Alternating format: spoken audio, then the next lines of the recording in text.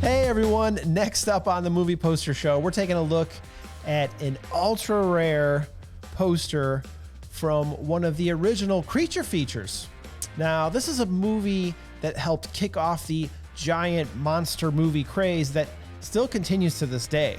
And it's also a movie that has some amazing special effects done by one of the pioneers of stop motion animation. This is the Style Z silkscreen poster for the Beast from 20,000 Fathoms.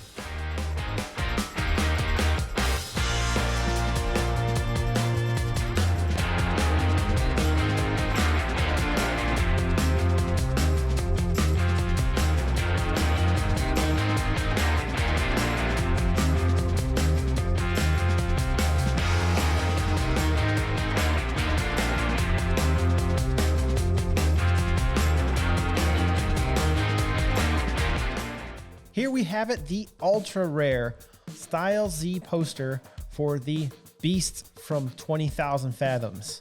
The artist on this is unknown. This is a 30-inch by 40-inch poster from the year 1953, and this is for the United States. Before we get into the details of the poster itself, let's talk about the movie, The Beast from 20,000 Fathoms. The plot of this movie is that a frozen dinosaur buried in the ice of the Arctic is thawed out as a result of nuclear tests conducted by the government, and the beast goes on to wreak havoc on the east coast of the United States, specifically New York City. So this movie came out in the United States in 1953, and what do we see out of Japan just 1 year later? That's right, it's the king of the monsters, Godzilla. And it's said that this film was one of the main inspirations for Tomoyuki Tanaka to make the film Godzilla in 1954. In fact, there are some scenes from Godzilla that are almost exactly the same as scenes in The Beast from 20,000 Fathoms. In the end, Godzilla is what caught on with audiences, and Godzilla is still going strong to this day with almost 40 Godzilla films since its creation. And you have to wonder, if there was no Beast, would there have ever been a Godzilla? Now let's take a closer look at this amazing poster that is over 70 years old. Now the poster can be broken down into three sections. The top section with the Beast in orange, green, and black. The middle title section in blue and yellow. And the bottom credits in yellow, blue, and green. And check out the way they illustrated the Beast breaking through these buildings and just causing chaos. And the illustration of the Beast has this great details of his skin, which is mostly this box grid pattern, and other parts of the skin look like alligator hide. And it works really well because that's kind of what you get when you look at the Beast. He kind of reminds you of a giant lizard more than a dinosaur that walks upright. Now, in addition to the skin details are the fangs and the giant claws of the Beast. And I can't tell if he's drooling or smoke coming out of his mouth. But either way, if the Beast gets a hold of you, that's it. You're finished. He will eat you. And now, would you just look at the destruction in the city here? The Beast has destroyed all these buildings. He's even broke the top of this one building clean off. And he's flipped over this city bus. And I think this image actually would have subconsciously played on people's fears back in the 1950s. Not the fear of a dinosaur attacking your city. Obviously, that's not going to happen. But rather, your city being destroyed. After all, this was the time of the Cold War. And this was a real fear that people lived with in the 1950s. The threat of nuclear war. I guess we still kind of live with it now. So just to see it in your movies, you'll see it in a lot of movies in the 50s.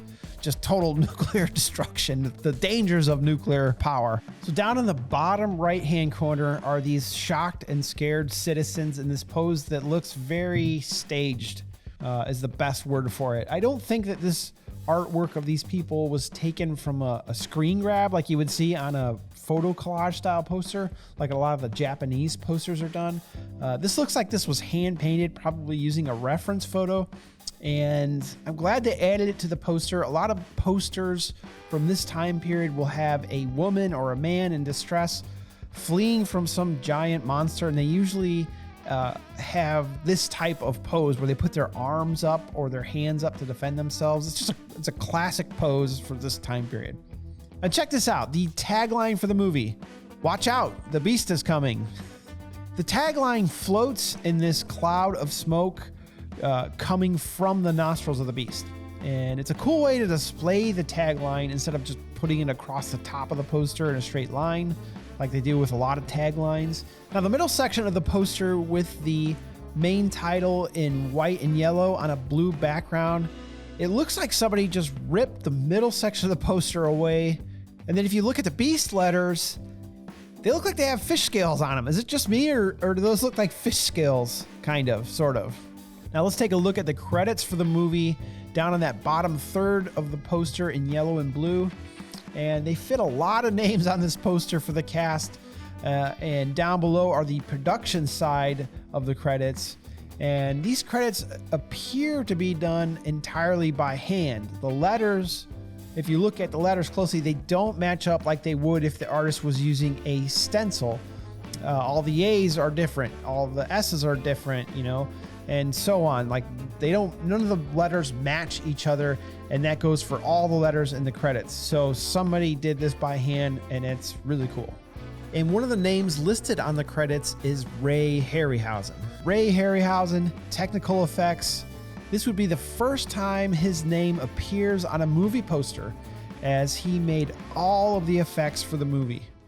Now, this is Ray Harryhausen's first screen credit, not his first movie that he worked on, but the first time he was actually given credit for the effects.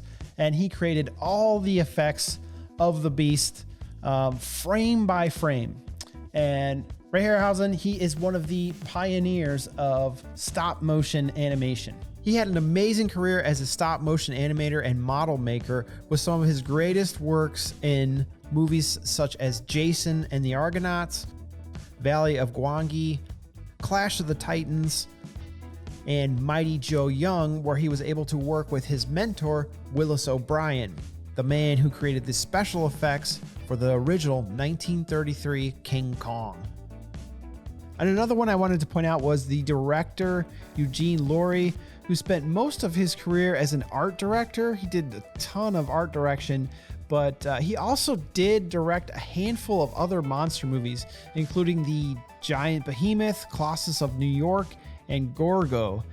So definitely no stranger to the giant monster movie, Eugene Laurie. And as you can see, this was distributed by Warner Brothers. So this wasn't some cheap, low-budget movie. This was one of the biggest movie studios putting this out, and it definitely has a high-quality look to it compared to some of these other giant monster movies from the 1950s that have just terrible special effects.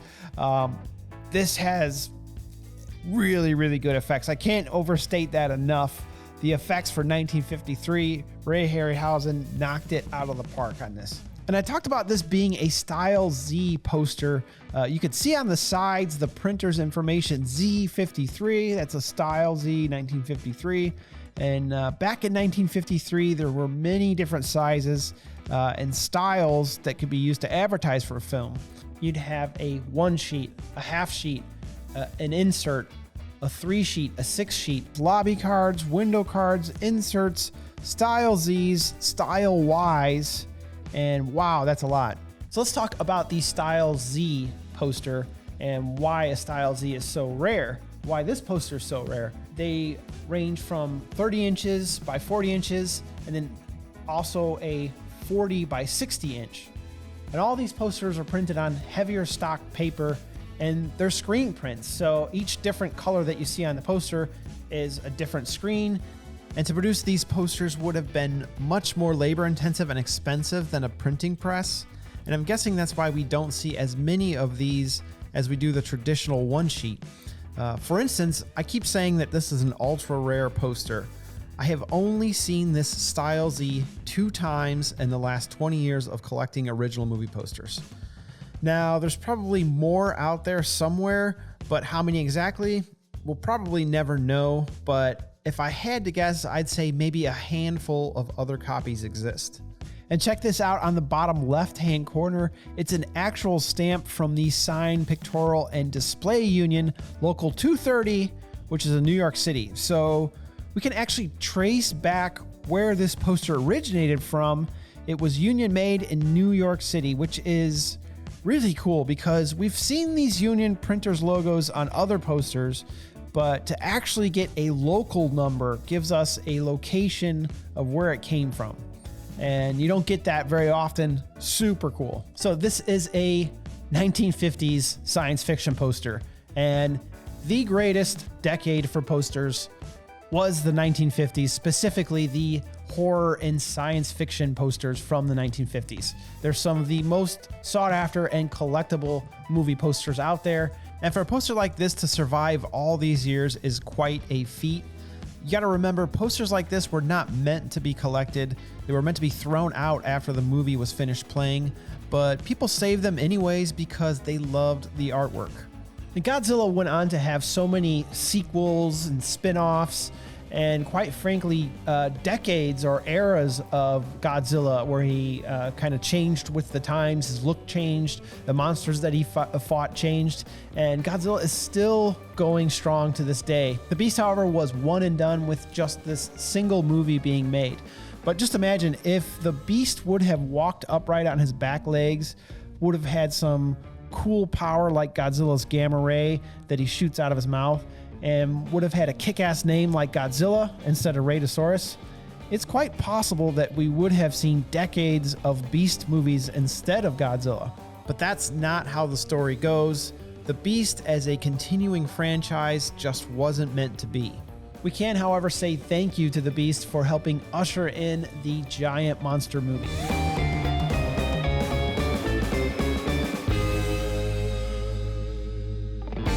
Okay, everyone, that's our look at the Beast from 20,000 Fathoms Style Z poster. And do yourself a favor, take a trip back in time and go check out a Ray Harryhausen movie. See how they did things before all this technology gave us quantity over quality. And on the next movie poster show, we're going to relax our eyes and stare vacantly into space as we check out a poster from 1995. We'll see you next time.